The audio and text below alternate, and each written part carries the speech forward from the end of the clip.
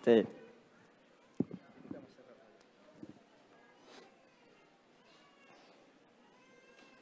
Bismillahirrahmanirrahim. Assalamualaikum warahmatullahi wabarakatuh.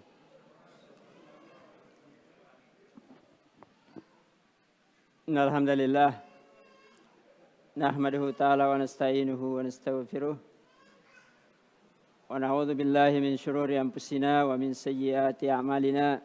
May yahdihillahu fala mudilla lah wa may yudlil fala hadiya lah. Asyhadu an la ilaha illallah wahdahu la syarika lah wa asyhadu anna nabiyyana Muhammadan salawatullahi wassalamuhu alaihi. Ya ayyuhalladzina amanu taqullaha haqqa tuqatih wa la tamutunna illa wa antum muslimun. Amma ba'd, fa inna khairal kalami kalamullah, khairal huda huda nabiyyina Muhammad alaihi salatu wassalam, wa syarrul umuri muhdatsatuha, fa inna kulla muhdatsatin bid'ah wa kulla bid'atin dhalalah wa kulla dhalalatin finnar. Masyiral ikhwa wal akhwat, adik-adik sekalian yang berbahagia, alhamdulillah maghrib hari ini dalam suasana hujan,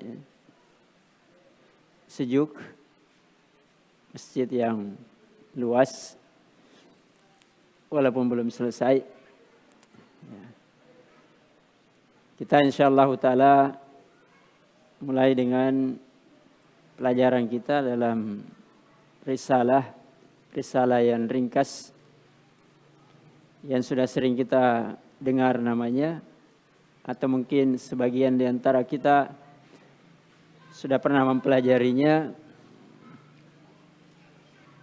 yaitu risalah Al-Usul Salasa,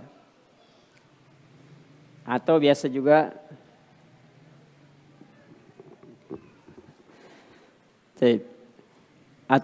dikatakan Salasata Usul.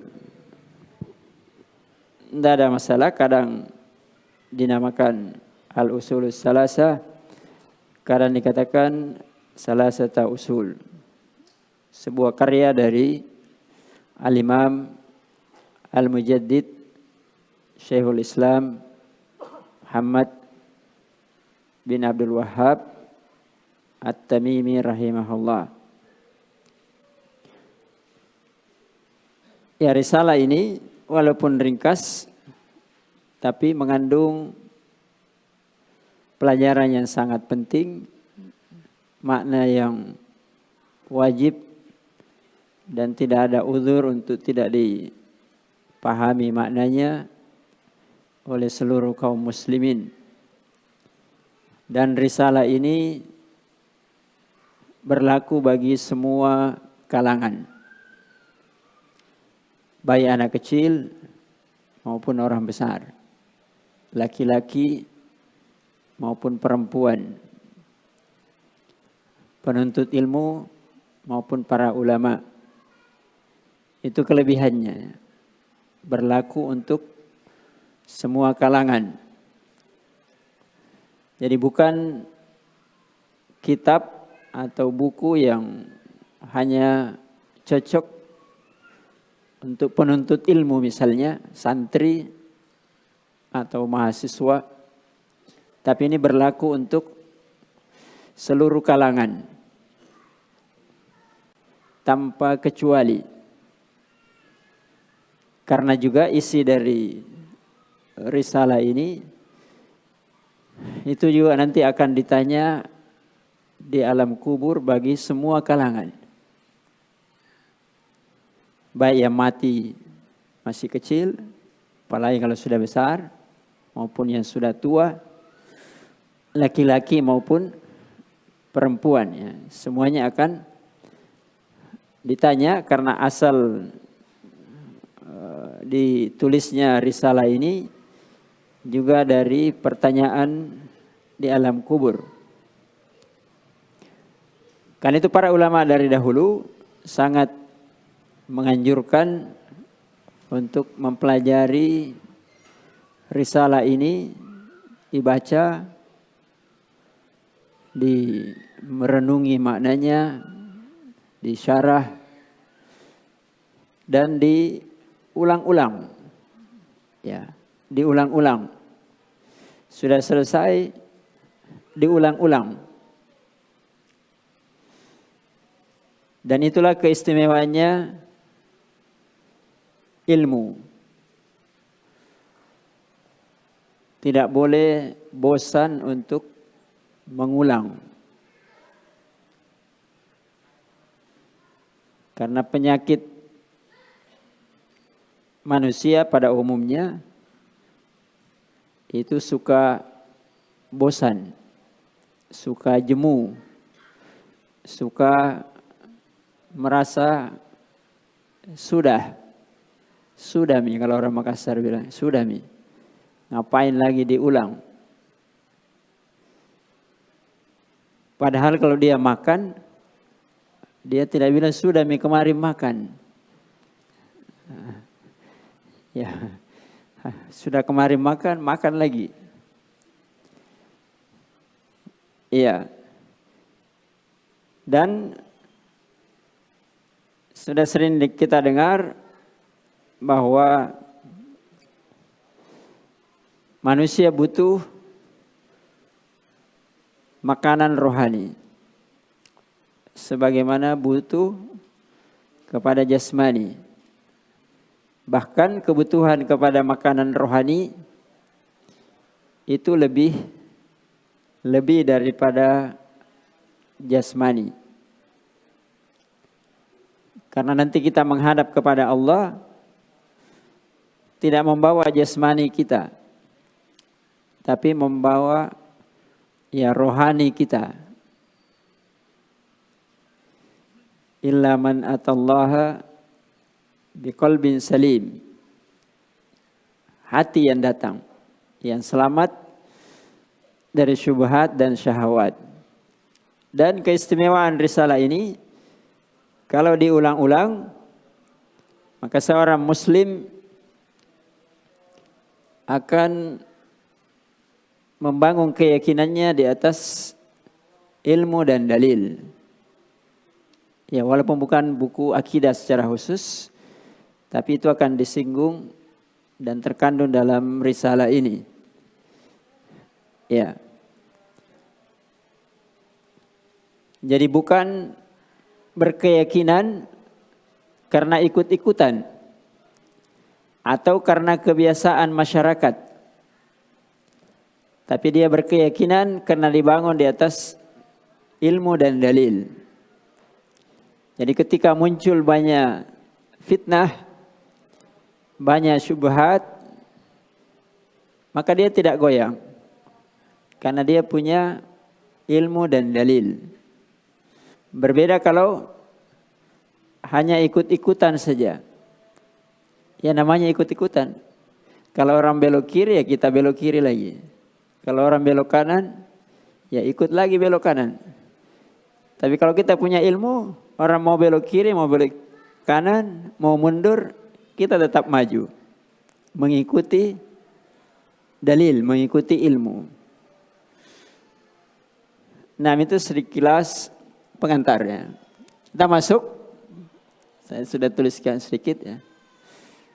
Qala al-muallif rahimahullah, bismillahirrahmanirrahim. Jadi kita tidak bahas panjang lebarnya. Bismillahirrahmanirrahim. Biasa dikatakan basmalah. Dan menjadi kebiasaan para ulama dari dahulu, kalau menulis risalah atau kitab, itu diawali dengan basmalah. Dan kita tahu Al-Quranul Karim itu hampir semua surat di dalamnya diawali dengan basmalah. Kecuali surat Al-Bara'ah, surat At-Taubah. Jadi dimulai dengan basmalah. Tanda memulai sesuatu dengan memohon pertolongan hanya kepada Allah. Memohon berkah kepada Allah dengan nama-nama dan sifat-sifat Allah yang maha sempurna, Ar-Rahman dan Ar-Rahim. Dan Nabi SAW ketika mengirim risalah kepada para pembesar, seperti ketika menulis surat kepada Herakl, Nabi SAW memulai dengan basmalah. Ya, kita mau makan, mau minum, mau memakai pakaian, segala yang baik-baik umumnya dimulai dengan basmalah. 6. Kemudian kitab ini atau risalah ini sebagai gambaran umum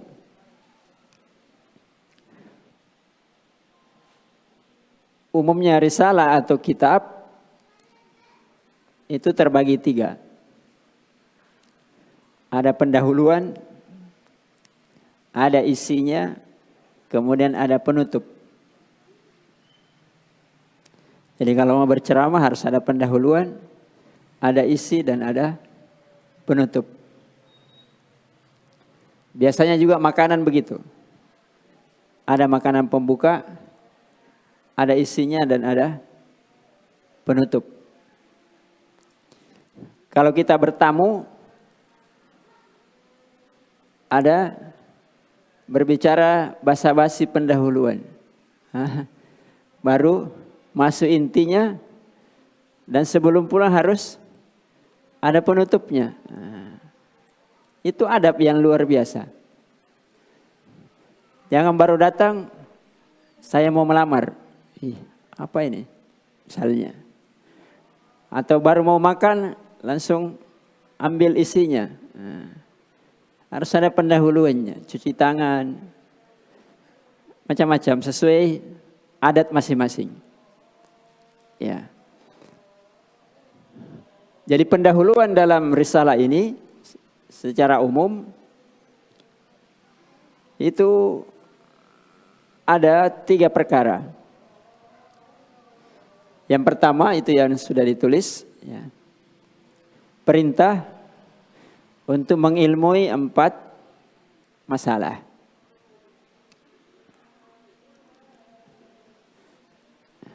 Jadi biar kita tidak tamat nanti sudah tahu apa isinya.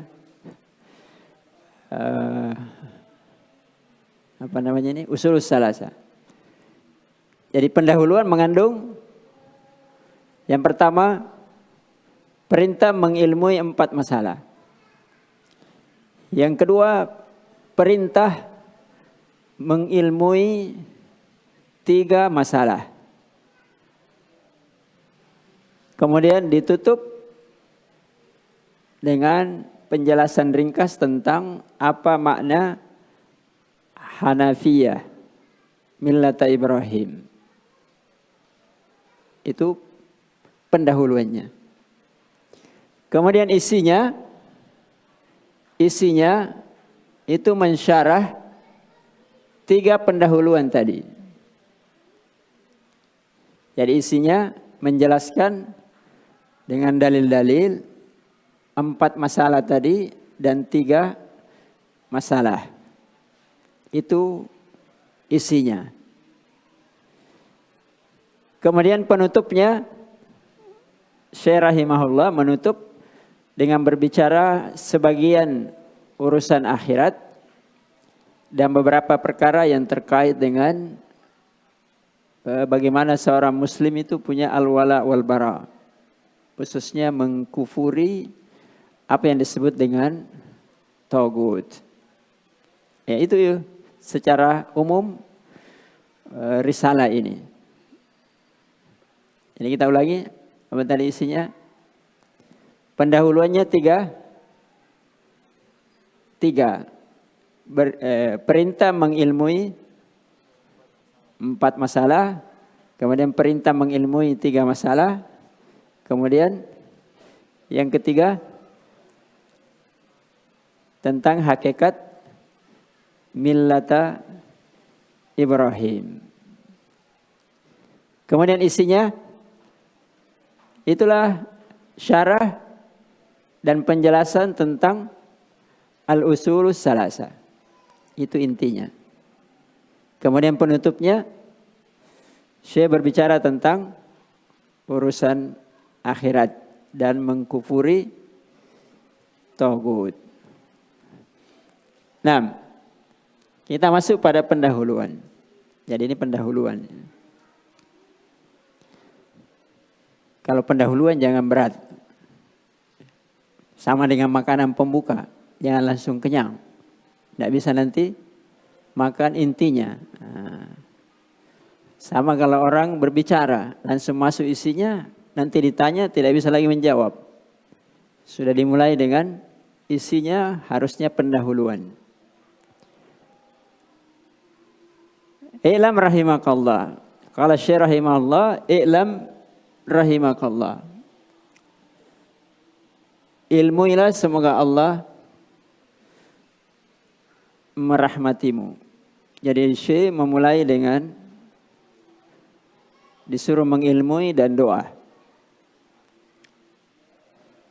I'lam. Menunjukkan bahwa Syekh rahimahullah menginginkan kepada yang membaca risalah ini diawali dengan i'lam supaya orang yang mendengar itu atau orang yang membaca itu merasa tertarik. Dibahasakan kalau kita baca buku dinamakan tambih. Supaya orang apa yang harus diilmui. Bukan dikatakan bacalah. Bukan dikatakan pahamilah. Bukan dimulai dengan yang lain-lainnya. Tapi dikatakan ilmuilah. Berarti yang akan disebut ini adalah perkara yang penting. Bukan perkara yang remeh. Kemudian dilanjutkan dengan doa. Kalau sesuatu itu penting, harus diilmui, maka supaya berkah digandengkan dengan doa. Ya, digandengkan dengan doa. Rahimakallah. Semoga Allah memberi rahmat. Menunjukkan juga bahwa ilmu itu dibangun di atas kasih sayang.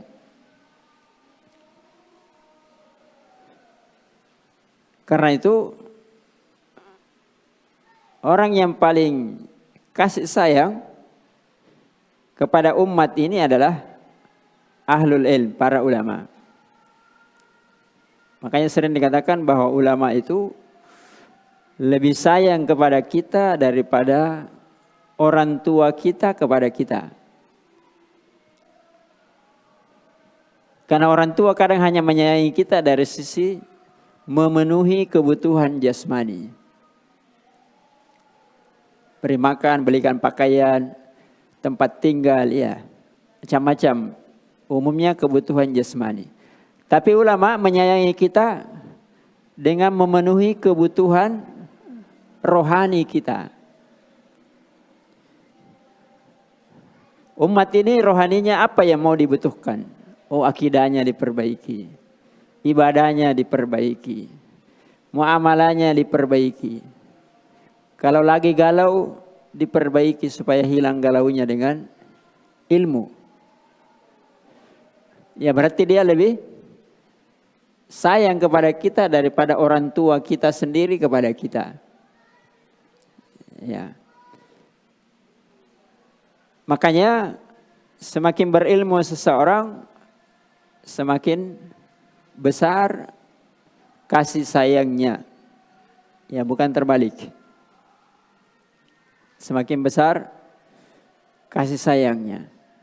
Karena ilmu dibangun di atas kasih sayang. Maka orang yang belajar, kalau dia guru, akan semakin sayang kepada santrinya. Ya, makanya kalau ingin tambah sayang kepada istri harus belajar. Karena kalau bertambah ilmunya, bertambah sayangnya. Nggak usah nonton drakor. Ya, cukup dengan belajar. Karena ilmu itu mendidik dengan kasih sayang. Bukan mendidik dengan drama. Bukan kehidupan ini didramatisir. Nah, tapi kehidupan ini dinikmati sesuai dengan petunjuk tadi. Nah, kalaupun dia marah, marah karena ilmu. Bukan marah karena benci. Marah karena ilmu. Berarti dia sayang. Dia marah kepada anaknya, marah karena ilmu. Bukan karena benci. Tapi sebagian orang walaupun merasa dia marah kasih sayang karena dia tidak punya ilmu, maka marahnya tidak cocok sesuai dengan kondisinya. Ya kan? Beda kalau orang punya ilmu marah dengan yang tidak punya ilmu marah. Ya, karena itu pula jamaah sekalian, seorang muslim ketika didoakan maka senang. Ini tandanya beliau kasih sayang kepada umatnya. Dimulai dengan doa. Siapa saja yang membaca atau mendengar risalah ini langsung didoakan. Semoga Allah merahmatimu. Dirahmati artinya apa yang sudah berlalu, kalau ada kekurangan dan kesalahan dimaafkan. Itu namanya dirahmati. Kemudian untuk urusan yang sekarang dan yang akan datang, dia akan mendapatkan petunjuk. Itu namanya rahmat.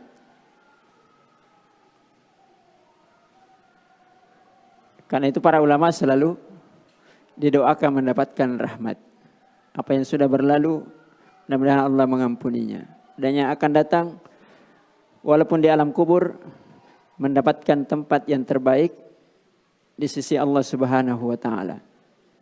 Didoakan rahmat. Tayyib, kita masuk. Annahu yajibu alaina ta'allumu arba'i masaila. Ya. Kata beliau, wajib bagi kita semua mempelajari 4 masalah.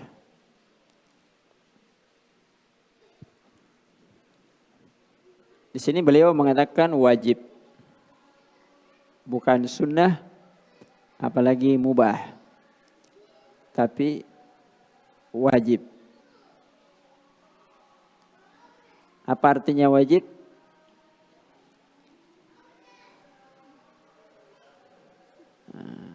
Wajib artinya perintah yang harus dikerjakan. Kalau tidak dikerjakan, berdosa. Kalau dikerjakan, mendapatkan pahala. Ya, ma'amara bihi syari' ala wajhil lazim. Ya, kalau kita belajar usul ya, ma'amara bihi syari' ala wajhil lazim. Apa yang diperintahkan oleh syariat dari sisi harus dikerjakan. Karena ada perintah tidak harus dikerjakan. Itulah sunnah. Ma'amara bihi syari' la ala wajhil lazim. Ya, bukan harus dikerjakan. maka hukumnya kalau dikerjakan dapat pahala, kalau ditinggalkan tidak dikerjakan dapat dosa. Al-ula al-ilmu. Jadi dimulai dengan kewajiban berilmu. Seakan-akan beliau rahimahullah ya memulai di sini dengan kewajiban berilmu.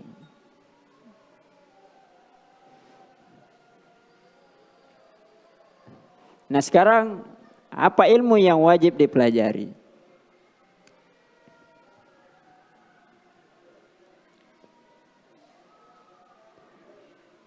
Dan bagaimana mengukur atau memberikan patokan ilmu yang wajib itu bagaimana?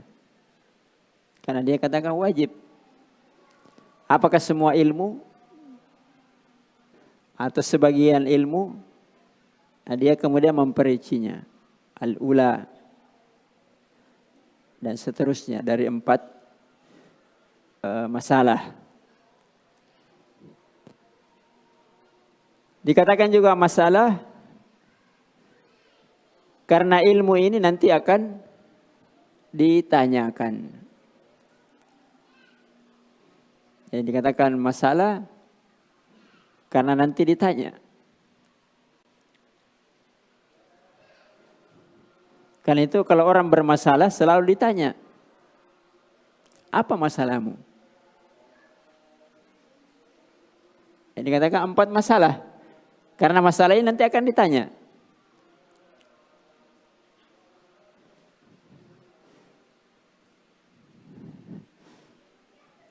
Taib.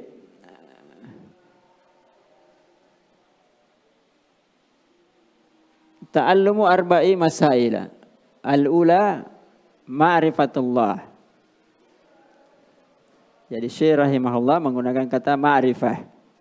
Ma'rifah itu maknanya sama dengan ilmu, walaupun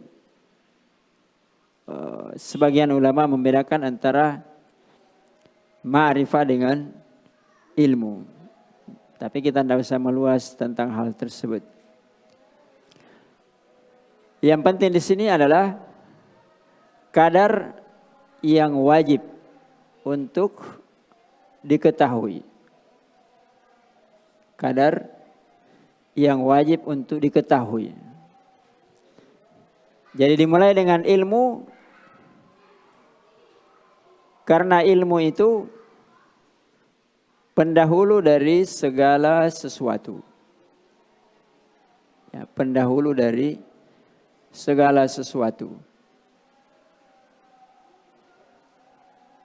Kapan sesuatu tidak dimulai dengan ilmu, maka sesuatu itu akan rusak.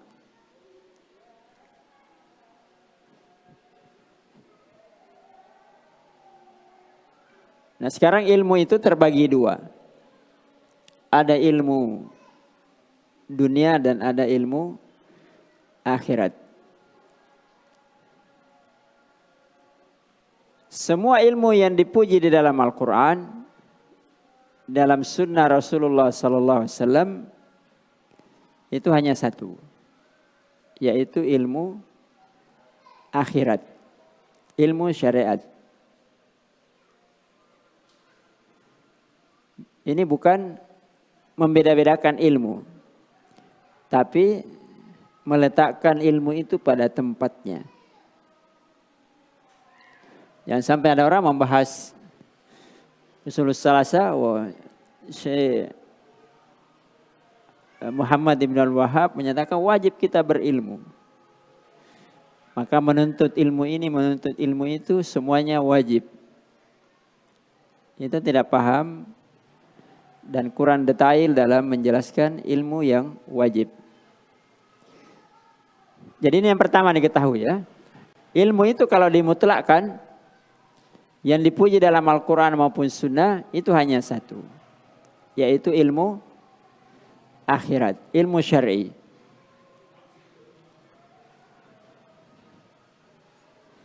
Nah sekarang ilmu syar'i yang mana yang wajib? Apakah semua ilmu syar'i itu wajib dipelajari? Tidak. Ini yang penting dipahami ya. Jadi kadar wajib, karena ini kan kewajiban. Kalau semua ilmu syar'i, mati kita. Karena banyak sekali kita tidak tahu dan tidak bisa dipelajari semua. Orang pelajari pun menghabiskan umurnya, tidak ada juga selesainya. Tapi kadar yang wajib untuk dipelajari adalah semua ilmu yang dengannya agama kita itu tegak. Itu batasnya ya. Saya ulangi. Kadar yang wajib untuk kita pelajari adalah kadar yang dengannya agama ini menjadi tegak dengannya. Karena kewajiban itu tidak akan tegak kecuali dengan yang lainnya. Maka yang lainnya itu menjadi wajib pula untuk dipelajari. Kalau kita belajar ilmu usul, ma la yatimul wajib illa bihi fahuwa wajib. Misalnya kita mau sholat, bukan sholat saja yang wajib dipelajari, tapi sholat itu tidak akan tegak kecuali dipelajari berwudu. Maka wudu juga itu menjadi wajib. Nah, sekarang kita gambarkan secara ringkas ya. Ilmu yang wajib dipelajari itu banyak. Dimulai dengan keyakinan, tauhid. Maka kadar wajib yang wajib kita pelajari, supaya kita punya keyakinan yang benar adalah ilmu yang dengannya keyakinan kita menjadi benar. Itu kadar wajibnya. Jadi bukan semua bagian dari keyakinan. Karena keyakinan juga ada perinciannya. Tapi bagaimana keyakinan kita itu benar? Rububiyahnya Allah, uluhiyahnya Allah, kemudian asma wa sifatnya walaupun tidak terperinci, tapi sudah bagus keyakinan kita, itulah yang wajib. Itu dari sisi keyakinan. Sekarang kalau dari sisi ibadah kan banyak. Misalnya kita mau sholat, apa kadar wajib yang harus kita pelajari? Kadar wajib yang harus kita pelajari bagaimana sholat kita menjadi sholat yang benar. Itu kadar wajibnya. Bukan semua persoalan sholat. Tapi bagaimana sholat kita bisa benar. Itu sudah cukup. Adapun perinciannya, detailnya, itu bukan menjadi kadar kewajiban semua orang. Ada penuntut ilmu, kalau yang lebih lagi, itu tugasnya, kewajibannya para ulama. Ya. Jadi misalnya kita sholat, mulai dari takbir sampai salam. Ya kita pelajari, supaya takbir kita benar, Fatihah kita benar, ruku kita benar, sampai salam kita benar, itu sudah cukup. Kalau satu dalil yang dibahas sudah cukup. Tidak perlu dibahas semua. Tapi bagaimana sholat kita benar. Ya makanya kalau orang mengajarkan misalnya ibadah, ya tergantung jamaah yang mendengarnya. Tidak mungkin kalau misalnya para pekerja diajari seperti para santri. Lain kewajibannya. Cukup. Karena itu ulama mengarang biasanya buku fikih yang ringkas untuk semua orang. Sudah cukup. Satu dalil saja, satu kaul saja sudah cukup. Dianggap ibadahnya sudah benar. Ya walaupun menurut versinya masing-masing ya. Karena ada mazhabnya masing-masing. Tapi dianggap kadar ibadahnya itu sudah benar. Nah. Karena itu biasa keliru kita dalam belajar. Ketika mempelajari sesuatu, misalnya kita belajar sholat, atau apa masalah dari sholat, atau masalah fikih yang lain, ada masalah yang dibahas panjang lebar. Ada masalah yang dibahas panjang lebar. Misalnya membaca Al-Fatihah, itu rukun atau syarat atau sunnah bagi makmum. Ada orang yang menguasainya panjang lebar, tapi dia tidak pernah bahas sholatnya sampai selesai. Nah, itu keliru. Kenapa keliru? Karena harusnya yang diperbaiki dulu dari awal sampai selesai. Adapun kalau ada masalah yang diperselisihkan atau dibahas panjang lebar, nanti kalau sudah selesai. Ya. Sama kita kalau mau bangun rumah, jangan lihat internet rumah yang bagus, catnya bagus, begini. Akhirnya nanti dibangun tiangnya. Tiangnya terus dimodel. Tidak pernah selesai atapnya. Kapan dia mau pakai? Kapan rumahnya dianggap rumah? Ya kadang-kadang kan begitu. Ada masalah yang viral atau lagi dipiralkan orang, semua bahas itu. Harusnya belajar yang wajib ya, kadar wajib. Saya mau selesaikan sholatku, saya belajar sholat dari awal sampai selesai. Tidak usah panjang lebar. Sama kalau belajar bahasa Arab kan. Jangan fa'il terus. Tidak bisa baca kitab. Nah, tapi dipelajari dari awal sampai selesai supaya bisa baca. Adapun nanti tambahannya, nanti kalau sudah selesai. Pahami ya? Itu kadar wajib. Nah, jadi kalau kita punya harta, apa kadar wajib dari yang saya pelajari dari zakat? Itu sudah cukup. Supaya zakatnya benar, perhitungannya benar, kepada siapa zakat itu diperuntukkan, kapan dimulainya, dan seterusnya. Ya, itu yang dia pelajari. Jangan bertele-tele. Nah, sehingga bukan nanti dapat kadarnya. Kadang tidak tahu kadarnya yang wajib. Karena itu, ketika dikatakan wajib, berarti ada yang tidak wajib. Kadar yang mustahab. Kadar tambahan dari yang wajib. Sama ketika mengerjakan ibadah. Ada sebagian kita, karena belajarnya tidak teratur atau tidak diberi pemahaman yang benar. Misalnya ya, saya kasih contoh. Ada seseorang sholat sunnahnya sangat bagus. Tapi sholat wajibnya tidak teratur. Itu keliru. Harusnya sholat sunnahnya dulu diperbagus. Sholat wajibnya dulu. Nah, sholat 5 waktu di masjid. Tekan sampai bisa bagus. Kalau sudah bagus, kerjakan sholat sunnah tambahan. Jangan sudah sholat subuh pagi-pagi sholat duha. 8 rakaat supaya rezekinya lancar. Sholat duhur tidur. Sementara sholat sunnah itu tidak dianggap kecuali kalau sholat wajibnya bagus. Ya kan begitu. Awwalu ma yuhasabu bil abdu minal amali yaumil qiyamah as-shalah. Salat apa dulu yang diperiksa? Salat wajib, bukan salat sunnah. Ya.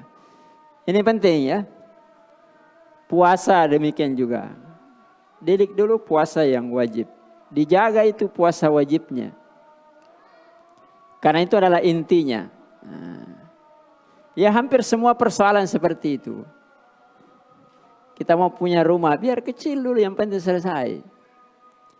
Jangan bangun sana belum selesai, bangun lagi di sana. Mau tambahan rumah banyak-banyak misalnya. Sama kalau bekerja.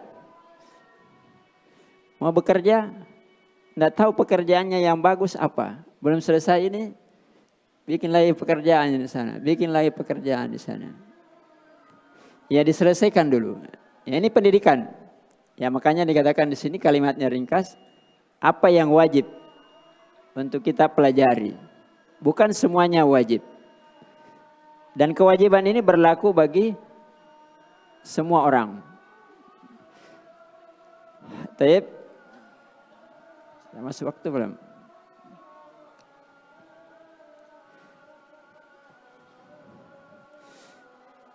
Perhatikan, ya. Ada ilmu yang wajib, berarti ada ilmu yang sunnah. Ini bagi setiap orang. Tapi ilmu yang sunnah itu menjadi fardu kifayah bagi seluruh umat. Tapi kalau secara pribadi, ini kan bicara pribadi. Annahu yajibu alaina. Semuanya kita wajib. Tadi saya sudah jelaskan kadar wajibnya. Berarti tambahan dari kadar wajib itu sunnah. Tapi sunnah itu walaupun hukumnya sunnah bagi tiap pribadi, tapi menjadi hukum yang wajib bagi seluruh kaum muslimin. Fardu kifayah. Maka pembahasan ilmu itu mendetail, khilaf dan sebagainya, itu tetap wajib ada yang pelajari dari umat ini. Untuk apa? Supaya ilmu itu tidak hilang. Jangan sampai karena orang mencukupkan saya yang wajib-wajib saja. Akhirnya hilang itu yang sunnah. Padahal sunnah itu juga menjadi kewajiban bagi semua kaum muslimin. Ada di antara mereka yang harus mempelajari dan mendalaminya. Dan itulah keistimewaan agama ini. Dijaga oleh Allah dari dahulu sampai sekarang. Karena selalu ada orang-orang yang Allah berikan taufik kepadanya untuk mendalami agamanya. Walaupun berlalunya zaman, semangat itu menurun.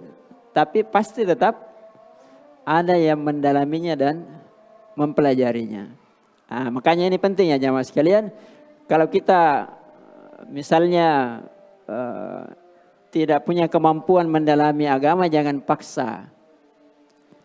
Tapi kita paksa diri kita mendalami dan mengetahui apa yang menjadi kadar wajib supaya agama kita baik. Itu sudah cukup. Paham ya? Karena ada kita pedagang, ada pegawai negeri, ada di pasar istrinya satu, apalagi kalau mau dua. Dia juga mau belajar mati-matian. Tidak dilarang. Tapi lihat dulu kemampuannya. Dan yang penting ya ini.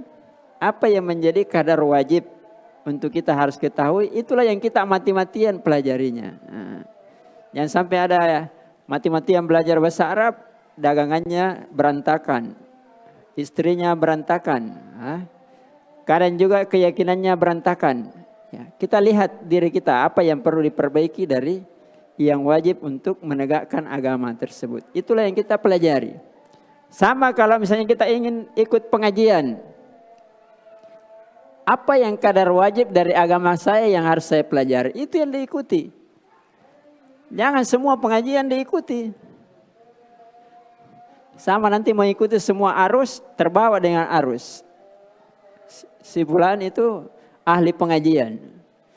Tapi tidak tahu yang mana yang sudah benar dari keyakinannya, dari amalnya, ibadahnya, ya, dari rumah tangganya dan yang lain-lainnya. Tapi apa yang menjadi kadar wajib supaya kehidupan kita itu terarah. Kalau itu sudah selesai, ya ditambah. Nah, saya kira cukup ya. Adzan.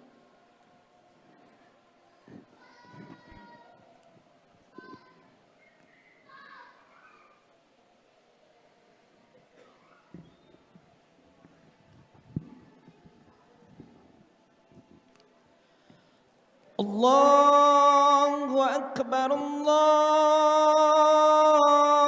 Akbar, Allahu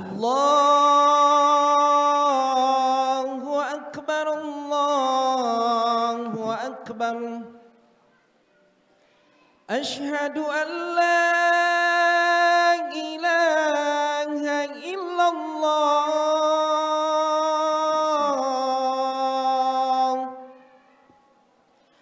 أشهد أن لا إله إلا الله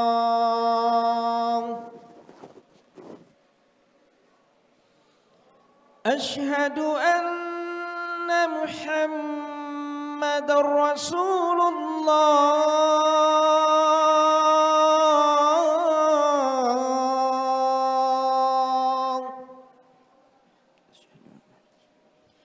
أشهد أن محمد رسول الله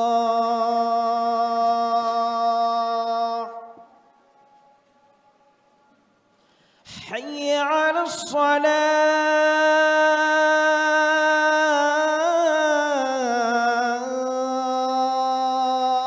الصلاة حي على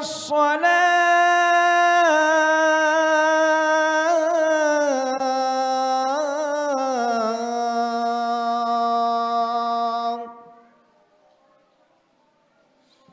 حي على الفلاح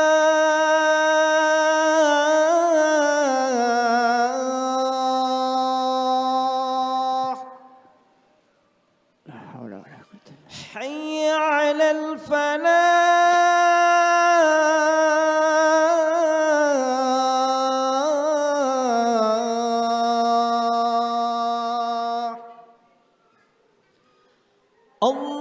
الله أكبر الله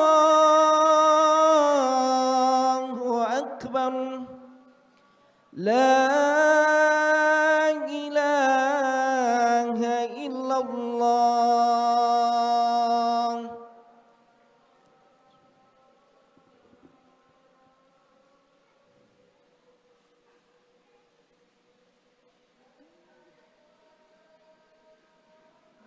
Baik. Bismillah, kita tambahkan sedikit ya, sedikit saja. Jadi tadi ada ilmu akhirat, ilmu syar'i. Sekarang ilmu dunia. Ilmu dunia itu ada yang wajib, ada yang sunnah dan ada yang mubah. Dan ada yang haram. Jadi ilmu dunia yang wajib, ya, ilmu dunia yang dengannya tercipta kemaslahatan manusia. Kehidupannya, badannya, kalau orang sekarang mengatakan pribadinya dan sosialnya bisa baik dari sisi dunianya, itu wajib. Seperti misalnya dokter kesehatan, itu wajib. Karena kalau rusak dunia manusia, ya rusak juga agamanya. Tapi kadarnya, ya kadar bagaimana bisa manusia ini mustakir kehidupannya di dunia. Aman, nyaman kehidupannya di dunia. Adapun tambahannya, ya, tambahan kenyamanan itu tidak wajib. Misalnya, ya dokter manusia kan diobati. Bagaimana manusia itu bisa sehat? Adapun perinciannya begininya, kan biasa juga orang sehat dibahas lagi terlalu mendalam. Itu tidak wajib. Kemudian kewajiban ilmu dunia itu bedanya tadi dengan ilmu syar'i, itu tidak wajib dari asalnya, walaupun wajib, itu tidak wajib bagi setiap individu. Jadi kalaupun wajib, dia fardu dari awalnya, fardu kifayah. Karena itu tidak ada yang dibahas dalam Al-Quran, sunnah, apalagi dalam kalam ulama. Yajibu alaina ta'allumu arba'i masaila. Pertama ilmu tib, ilmu kedokteran. Karena itu bukan kewajiban setiap orang, tapi fardu kifayah dari umat ini. Belajar ilmu militer supaya menjaga wilayah negerinya masing-masing. Apakah semua orang? Tidak. Semua orang jadi tentara? Tidak. Tapi kalau semua orang wajib tahu agamanya, iya. Walaupun tentara itu sendiri wajib tahu kadar agamanya sehingga dia bisa menegakkan agamanya pada posisinya sebagai tentara misalnya. Nah, kemudian ada ilmu yang mubah. Dan yang terakhir ada ilmu dunia maksudnya ya. Ada ilmu yang asalnya memang haram. Seperti ilmu sihir. Itu asalnya memang haram untuk dipelajari. Atau ilmu perbintangan, ya walaupun itu bagian dari sihir. Atau ilmu musik. Ilmu musik kan ilmu dunia itu, ilmu musik. Ilmu astronomi itu kan ilmu dunia. Itu asalnya haram. Ilmu sihir sebenarnya itu ilmu dunia. Cuma kadang dihubung-hubungkan dengan baca-baca kadang tulisannya bahasa Arab, kadang ada potongan Al-Quran. Tapi sebenarnya itu ilmu dunia, bukan memang ilmu agama. Karena itu para nabi dari dahulu tidak ada yang tahu ilmu sihir. Lihat kisahnya panjang lebar Musa dengan Fir'aun. Karena Musa dan nabi-nabi yang lain itu diwariskan oleh Allah, diberikan kepadanya ilmu wahyu dari awal.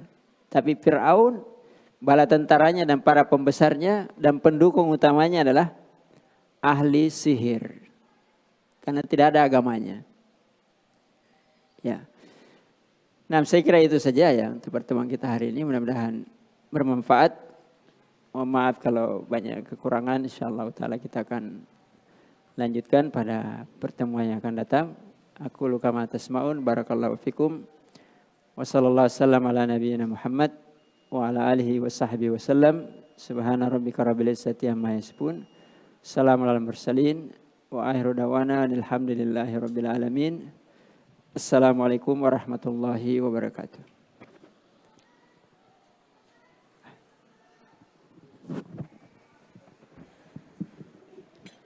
Allahu Akbar. Asyhadu an la ilaha illallah.